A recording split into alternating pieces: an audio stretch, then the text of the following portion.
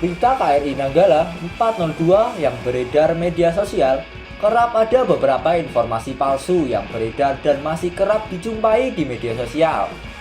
Namun sebelum lanjut ke pembahasan, jangan lupa terlebih dahulu untuk klik like dan subscribe channel ini ya, biar kalian gak ketinggalan update terbaru sepak bola tanah air. Informasi palsu tentang KRI Nanggala 402 masih kerap dijumpai di media sosial. Kali ini beredar thumbnail video yang menunjukkan bangkai kapal selam yang berhasil diangkat. Di bodi kapal itu terdapat tulisan 402. Tangisan keluarga korban pecah. Tim evakuasi berhasil angkat puing-puing KRI Nanggala 402 ke permukaan. Demikian tulisan menyerupai judul berita yang menyertai gambar thumbnail itu. Jawa Pos mendapati kabar tersebut diunggah dari Facebook Shirley Octavia pada 2 Mei 2021. Disebutkan juga bahwa sumber berita itu adalah blog berita baca 008.blogspot.com. Blog tersebut mengunggah gabungan beberapa foto. Gambar yang paling mencolok berupa bagian kapal selam yang diangkat ke permukaan. Lalu di salah satu bagian kapal terlihat angka 402. Menggiring prasangka bahwa yang disangka itu adalah bangkai KRI Nanggala 402. Saat ditelusuri dengan situs pandan gambar, bentuk kerusakan di kapal tersebut mirip dengan yang terjadi pada kapal selam Rusia Kursk pada Agustus tahun 2000. Foto itu mirip seperti yang diunggah portal berita berbahasa Rusia, Oir-Mobi, pada 18 Februari 2020. Artikel yang dipenuhi foto kapal selam tenaga nuklir itu berjudul Kapal Selam Kursk. Namun dalam foto-foto yang disuguhkan Oir-Mobi, tidak ada satupun yang memperlihatkan tulisan 402 di bagian atas kapal.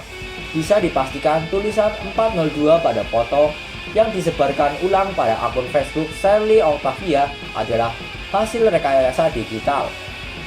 Anda dapat melihat di tweet.do/kapal selam Rusia. Portal berita The Moscow Times juga mengulas tenggelamnya Kursk. Kapal selam itu tenggelam saat pelatihan Angkatan Laut Armada Utara di Laut Barents.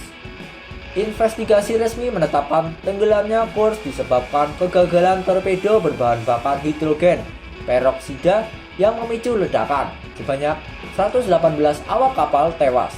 Anda dapat melihat foto dan membaca berita di bit.do/Kursk meledak. Faktanya, foto yang diunggah akun Facebook Shirley Octavia merupakan bangkai kapal selam K141 Kursk milik Rusia yang hancur meledak dan tenggelam pada 12 Agustus tahun 2000. Tulisan 402 pada foto itu merupakan hasil rekayasa digital. So guys, jadi pintar-pintarlah dalam memilih berita agar tidak termakan berita hoax di media sosial sana. Dan tulis komentar kalian di kolom komentar ya guys. Menteri Koordinator Perekonomian RI, Airlangga Hartarto mengunjungi Korps Marinir TNI AL di Bumi Marinir, Cilandak, Jakarta Selatan untuk menyampaikan duka cita mendalam atas musibah KRI Nanggala. Dalam kunjungannya, ia disambut langsung Majen TNI Suhartono, Komandan Korps Marinir. Saya menyampaikan ucapan bela sungkawa untuk memberikan hormat kepada seluruh keluarga besar TNI atas gugurnya 53 prajurit bangsa dan melaksanakan tugas pada KRI Nanggala 402, kata Airlangga dalam keterangannya Jumat 7 Mei 2021. Airlangga mengatakan pekerjaan tugas para patriot terbaik bangsa telah sampai pada titik terhormat dan akan selalu dikenang rakyat Indonesia saat menatap hamparan laut terbuka. Ia pun mengajak semuanya berdoa agar Allah SWT memberi kekuatan, ketabahan, dan keikhlasan kepada keluarga yang ditinggalkan, keluarga besar TNI, dan rakyat Indonesia. Airlangga juga memberikan apresiasi kepada TNI dan seluruh pihak yang telah terlibat dalam penanganan COVID-19. Berkat peran serta TNI, penanganan pandemi memperlihatkan hasil yang cukup baik, khususnya dalam menekan jumlah kasus aktif di Indonesia. Pandemi COVID-19 belum usai, oleh karenanya kewaspadaan harus tetap kita jaga. Kita tidak boleh lengah apalagi menyepelekan situasi ini, ungkap Airlangga. Ia mengatakan kurva kursus aktif telah menandai sejak penerapan PPKM Mikro 9 Februari lalu sampai saat ini. Kini pelaksanaannya juga harus diperluas ke 30 provinsi. Ia juga menyebut tingkat kesembuhan virus corona terus meningkat. Kasus aktifnya turun dan keduanya lebih baik dari rata-rata global. Selain itu juga telah memulai program vaksinasi lebih dulu dari kebanyakan negara lain. Menurut Airlangga, situasi ini telah membuat kepercayaan masyarakat untuk melakukan kegiatan ekonomi berangsur pulih. Berbagai indikator menyebut perekonomian terus mengalami perbaikan, misalnya PDB Q1 2021 min 0,7%, AOY, PMI manufaktur April 54,6 dan penjualan mobil Maret 21 meningkat 28,8% YoY. Namun ia juga mengingatkan agar masyarakat jangan merasa sudah aman. Dalam 2 minggu terakhir, jumlah kasus aktif nasional relatif tertahan di kisaran 100.000 kasus per hari.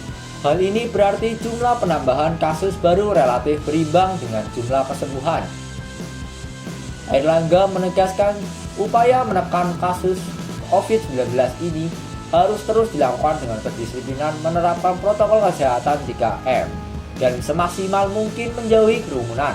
Meski sudah menjalani vaksinasi, namun jangan sampai kendor. Selain itu, Airlangga bersama jajaran Komando Perekonomian dan pejabat Bank BNI juga memberikan bantuan berupa paket uji swab antigen dan atas bantuan 700 paket sembako kepada Korps Marinir.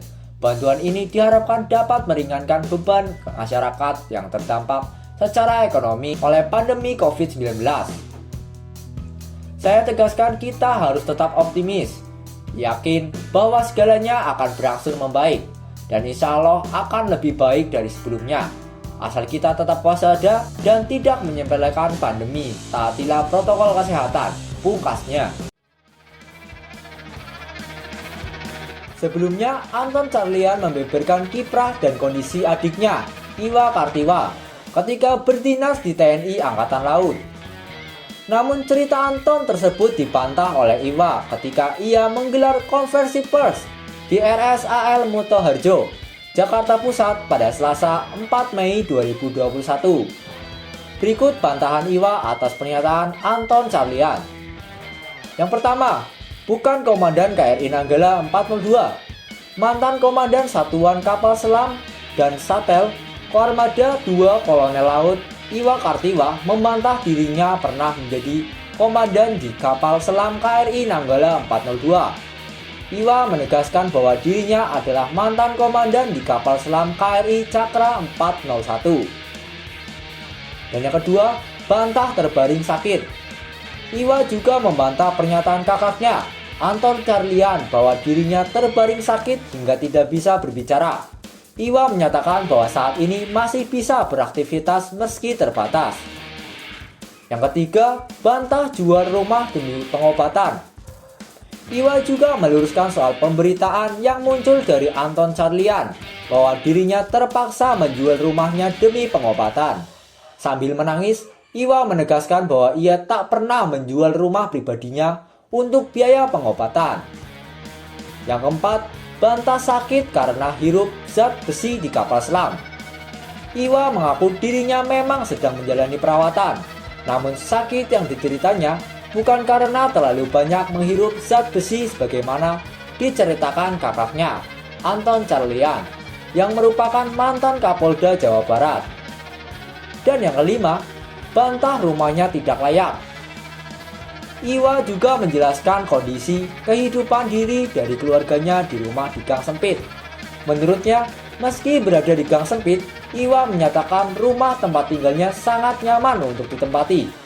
Penjelasan Iwa sendiri sekaligus meluruskan cerita kakaknya, Anton Carlyan, yang menyebut adiknya hidup dalam rumah yang tidak layak dan memprihatinkan. Ya guys, jadi Iwa Kartiwa membantah sejumlah pernyataan kakaknya, Anton Carlyan, terkait kiprah Iwa selama bertugas di KRI Nanggala 402. Menilik dari berita di atas guys, bagaimana komentar kalian?